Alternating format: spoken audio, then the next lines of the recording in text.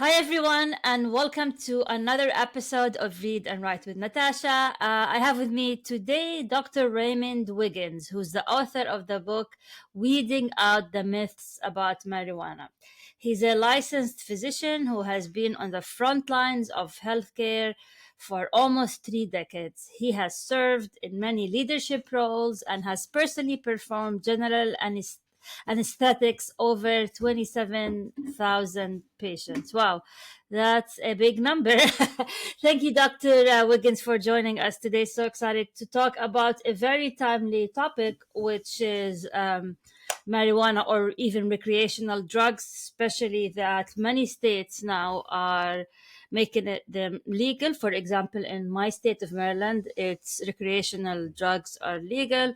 So, first, why did you decide to write a book about marijuana? Was that an interest of yours, or like as a former user or a current user? So, I'm just curious to hear it. Well, Natasha, it's great to be with you. No, I have never used marijuana, but it is very personal to me. I have many close relatives who have had their lives devastated by this drug, and I have three close relatives who died young, and I have no doubt that they would be here today if not for marijuana. One died of a sudden heart attack after 30 years of heavy use, and two others started with marijuana and moved on to other drugs. So I've seen personally that marijuana is a gateway drug. Really, the straw that broke the camel's back for me was a very close family member, a great young man who went to college, got in with a group of guys who were smoking marijuana, and he thought, hey, everybody's doing it. Everybody seems to be okay. And so he started smoking it as well. And the second time he did this, he had a severe psychotic episode. He began having severe paranoid delusions and displaying extremely bizarre behavior, and he thought people were chasing him. He didn't even know his own identity, and he was taken to a psychiatric facility, and doctors there told our family that he may never be the same. He was never able to finish that semester. He couldn't never return to school. That's the personal side. And then the professional side, I see, as you said, I've performed almost 30,000 general anesthetics at this point. And around 10 years ago, we started seeing people having much more difficulty being sedated, especially some people. And it was taking up to 3 to 4 times the normal amount of propofol to keep these people sedated. And so we started looking into it, and we determined that it was marijuana. And when I say we, I say scientists and doctors. And so we also saw that they were having more anxiety, and it was taking about 60% more post-operative pain medication. So I began investigating, and what I found just absolutely shocked me, because it was not what I had heard from pop culture and from much of the media. And so I began speaking about the subject, and I found that people, it really resonated with people, and then I wrote my books. So, do you think that these cases that you mentioned are extreme cases, are not that the common cases, and that's why some people kind of hail the benefits of HTC? I'm just playing the devil's advocate here, so I'm just curious to hear what you think. No, these are not out of the norm, and that's what I found when I began investigating. That so many people have the same stories as my family does, and Mm. it resonated with so many people, and the book has done well because of that, and the the number of speaking engagements I've been asked to do, and podcasts, et cetera, television shows. It's all because so many people see this happening in their own families, and they're surprised, just like me. They're surprised when it happens because they don't understand the the the the absolute devastation that this drug can cause, and does cause in many cases. And statistics are just uh, at astounding. Okay, so now that states are legalizing the use of recreational drugs, specifically HTC, and the trend is expanding. So every few months we hear about, or like let's say every couple of years, we hear about another state legalizing recreational drugs. How do you feel about that? Well, Fortunately, I just came back from a drug policy conference in Washington, D.C., and I was speaking there. But when I was listening to some of the other speakers, the statistics are actually changing. I think that's actually peaked, and it may be heading the other direction. States that have legalized, particularly Texas, where I am, our lieutenant governor is trying to reverse that.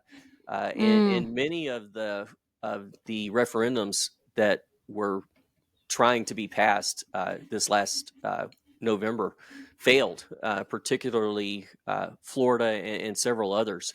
And there was just tons of money put in by big marijuana. In Florida alone, one Canadian company put in over $100 million into it because they were looking to profit from this.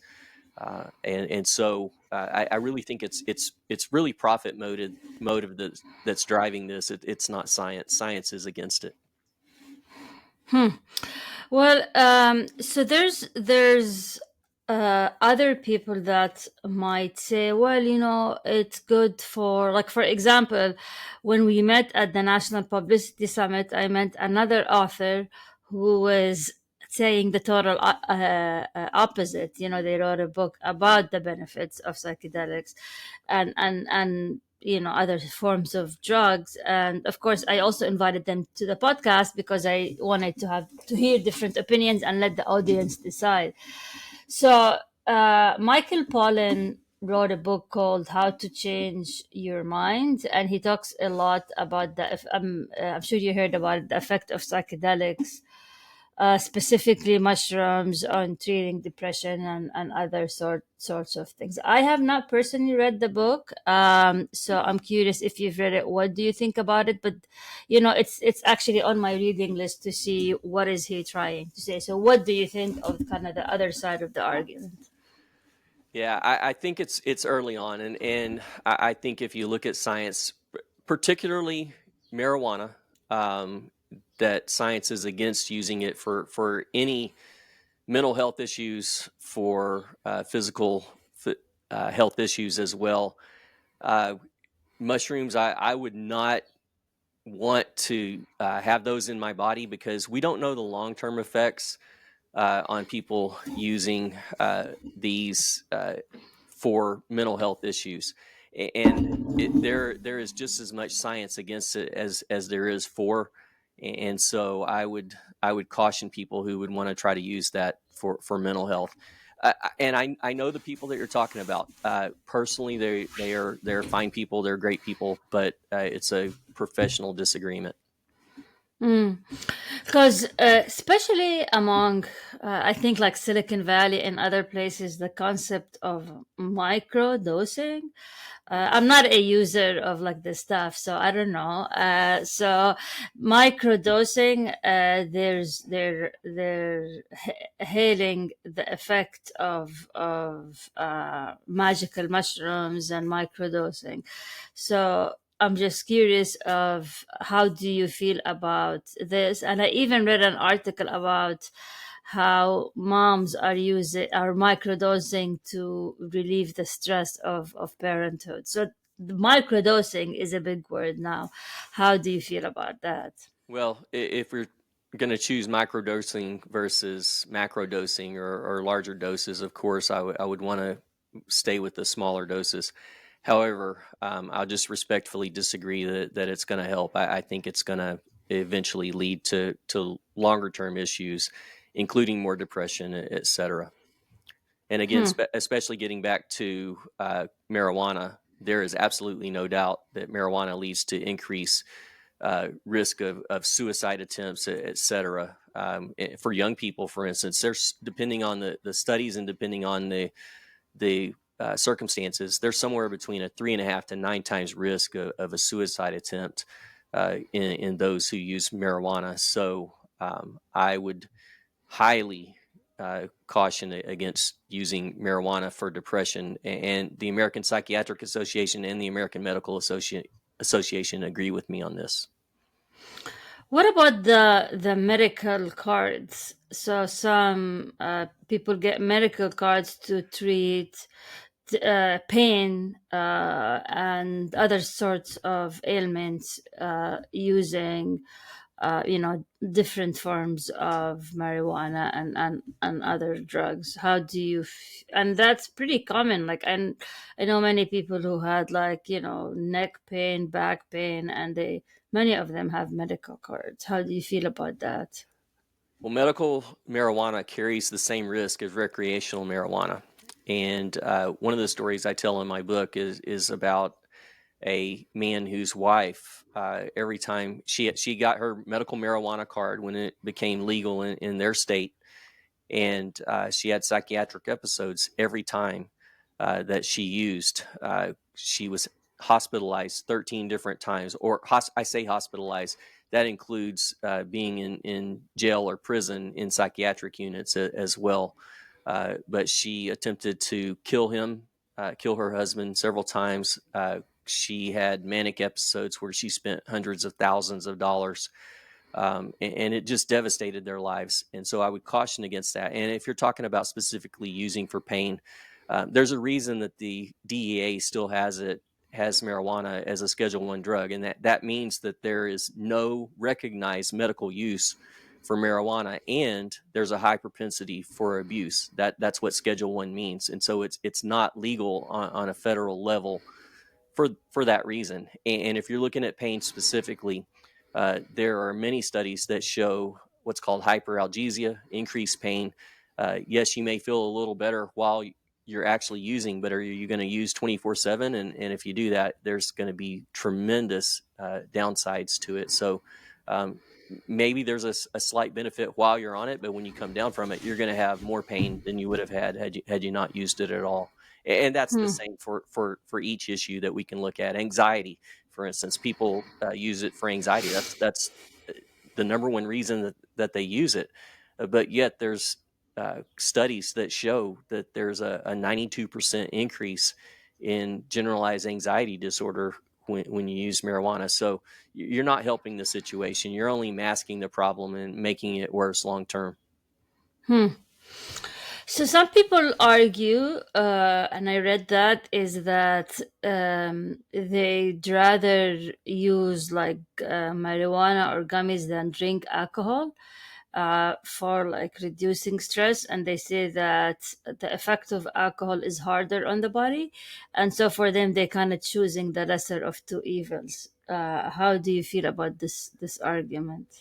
Well, I will say that alcoholism is a horrible issue, but I will also say that if I had the choice between alcohol and marijuana, I would use alcohol because Interesting. I believe that marijuana has many more medical side effects.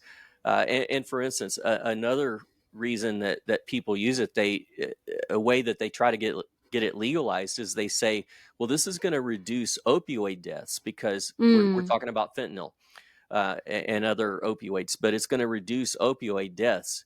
But studies actually show that when people try to substitute marijuana for opioids, they actually wind up, in most cases, becoming addicted to both. They don't substitute it, they become addicted to both. And so, no, I don't think that legalization is good for that reason alone, and for many other reasons. So, and you think marijuana is addictive? Oh, absolutely. Science is absolutely on my side there. The CDC says that 30% of people who use marijuana are addicted. 46% of people ages 12 to 17 are addicted. 50% of people who use daily are addicted. So that is there is absolute irrefutable evidence about that. I know that pop culture and the media a lot of times try to say that that's not the case, but again, science is on my side here. Hmm. So, how did you publish your book? Did you use a publisher or self-publish or hybrid? What was your publishing journey? Well, I started trying to publish through a self-publisher, and I could quickly see that was not going the way that I wanted it to, and so I came across a man named Steve Harrison, and he's the genius behind things like Chicken Soup for the Soul, and Men Are From Mars, Women Are From Venus, and the Dummy series, and many other series. He has a company called Bradley Communications, and so I gave him or his company the project, and they took a very difficult project because it's very scientific in nature. I have over 500 references in my book, but they did a great job.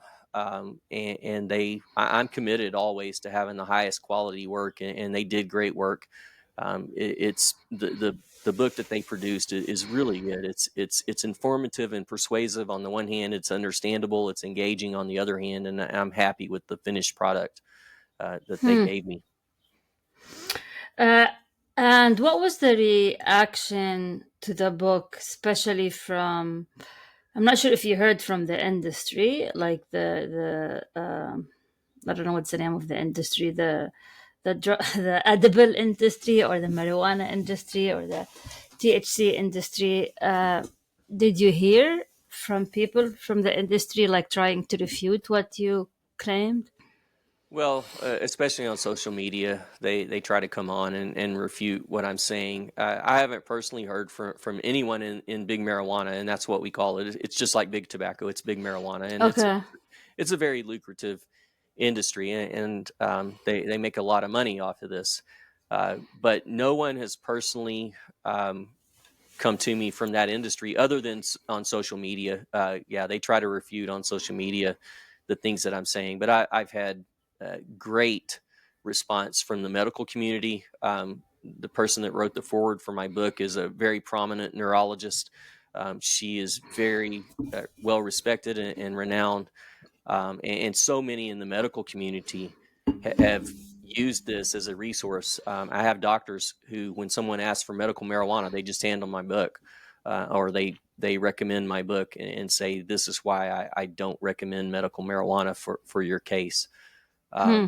And so, again, the medical community, the many schools, churches, etc., have been on my side in this, and it's because I stick with the scientific side of things, and science is on my side. There's just no doubting it, and people can say what they want, but if you look at the statistics, there's no getting around it. What do they tell you, the people who are trying to refute your claims, and how do you respond to them? Well, a lot of them just start name calling, and they don't really use science, and they just try to say uh, that they've used it for a long time, and they're okay, and you can tell by the way they're saying things, they're not okay. First of all, but second of all, they're a lot of times they're from a different generation where marijuana was less potent than it is now. At Woodstock in 1969, it was 1 to 2%, maybe 3% for the really good stuff. Well, today the average is 22%, and if you're talking about the highest that you can find. There's some that's reported to be up to over 40%, and there's concentrates over 90%. Well, that causes tremendous problems, more addiction, true physical addiction, not just psychological addiction.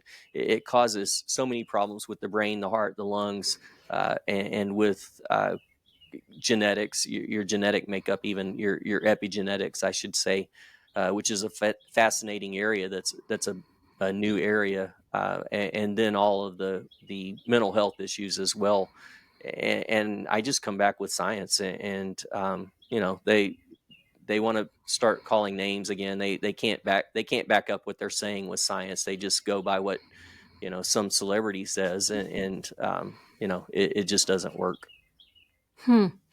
So, why is it more potent now than the time of Woodstock? The legalization, or what happened that made it more potent? No, because it's more addictive, and big marijuana wants it to be that way.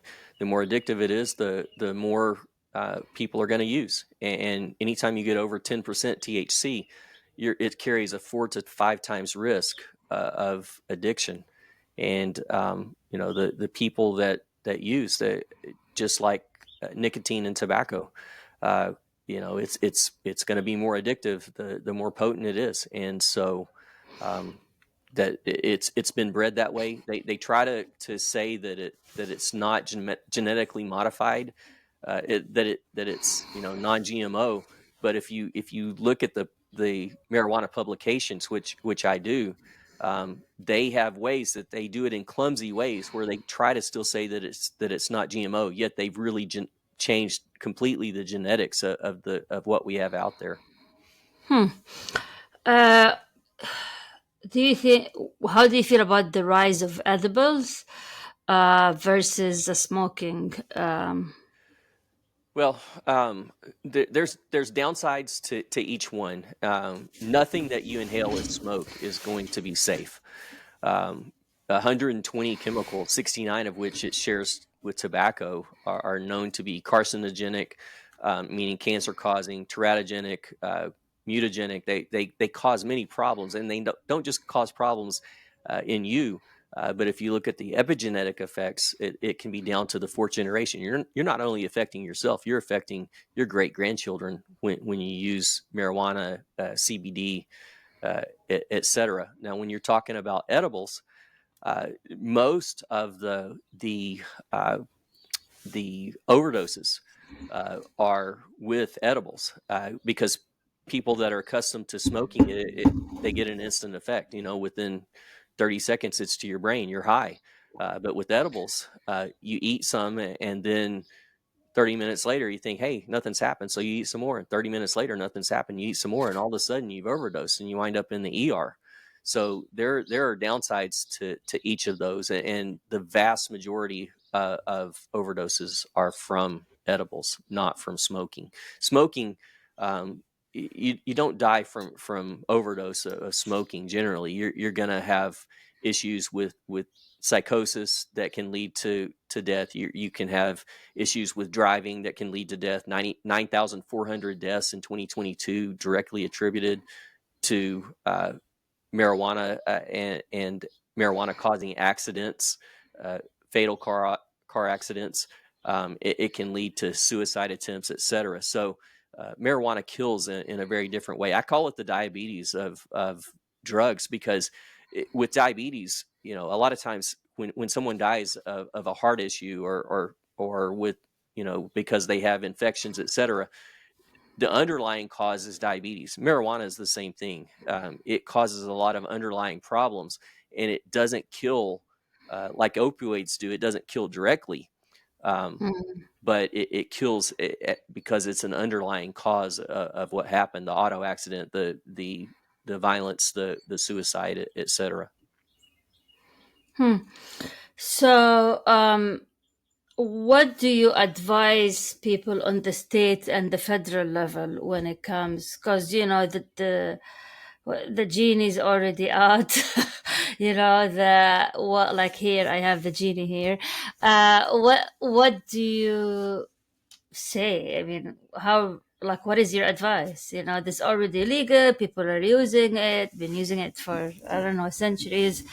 What do you do? What is your advice? Yeah, my advice is, hopefully it won't be legalized, especially on a federal level, because it causes so many problems. Uh, but if it is legalized, it's still at a federal level. It's not legal. So technically, it's not legal anywhere in the United States. Although at a state level and local levels, it is.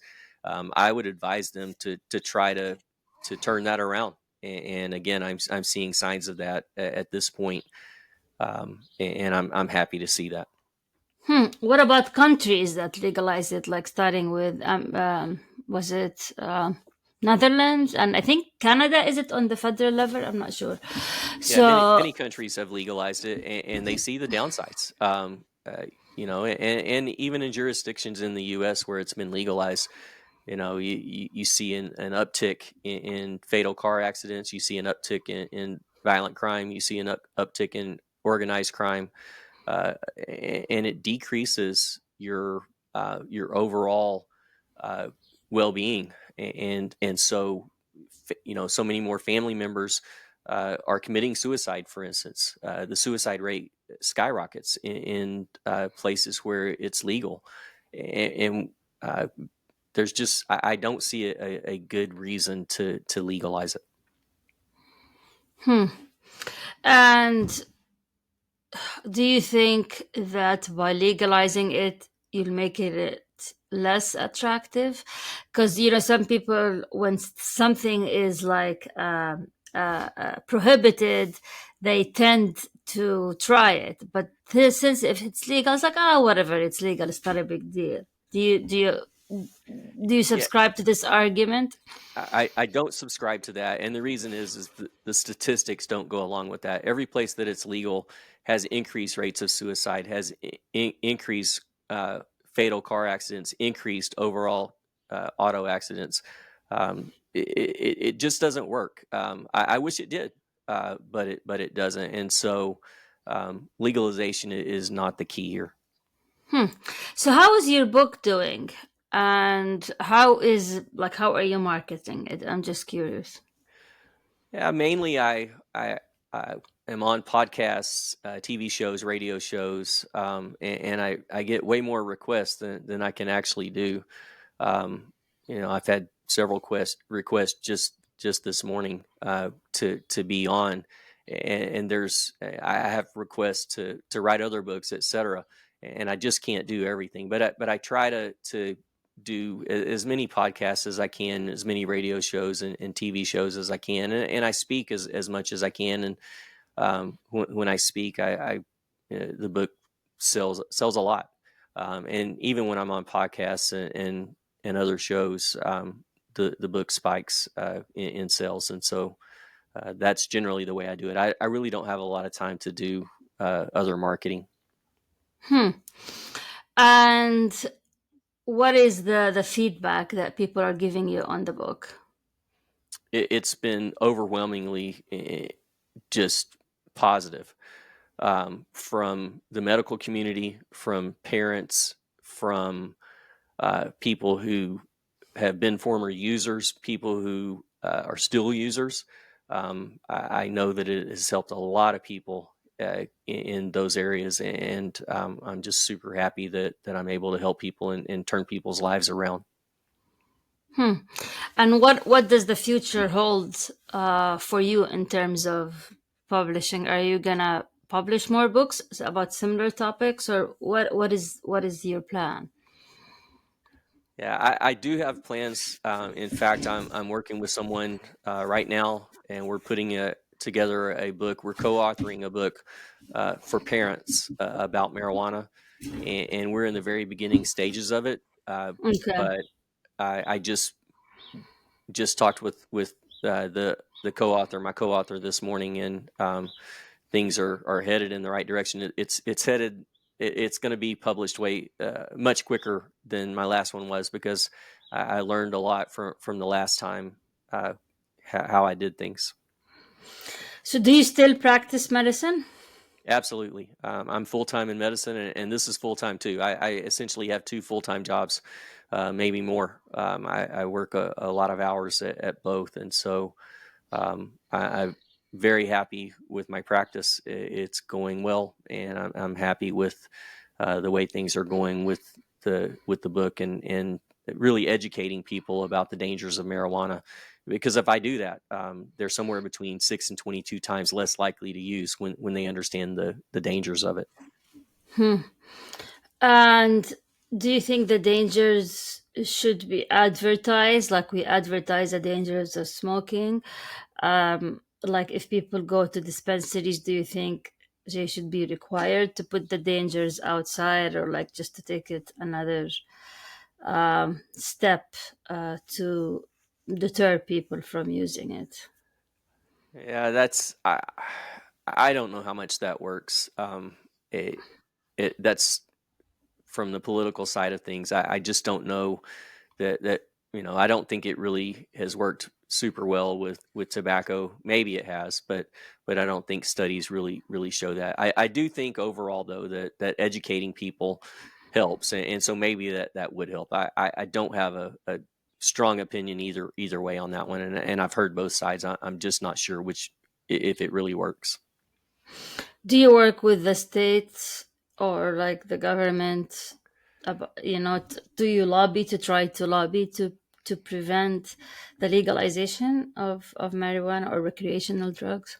I do talk with my state and local reps. I have talked with people at the federal level, and the one of the uh, federal entities, the DEA, wants me to come speak for them about this subject. So Mm.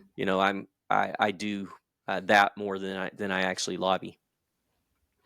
Oh wow, okay, that's pretty. So how can people get in touch with you? How can they find your book, buy your book, all of that? Like, where can they find you? Well, the books are available anywhere books are sold. Amazon, Barnes and Noble, really anywhere you want to find it, it's there. Again, it's weeding out the myths about marijuana, and there's several editions. There's a standard edition, which is strictly secular. There's an expanded edition, which brings in a spiritual side as well.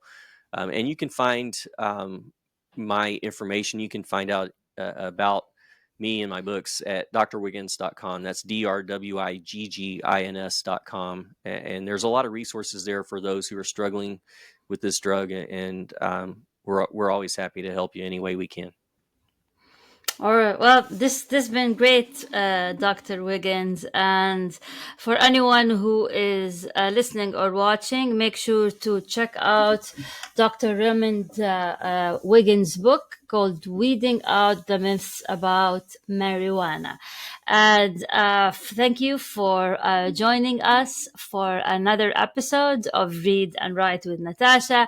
And until we meet again.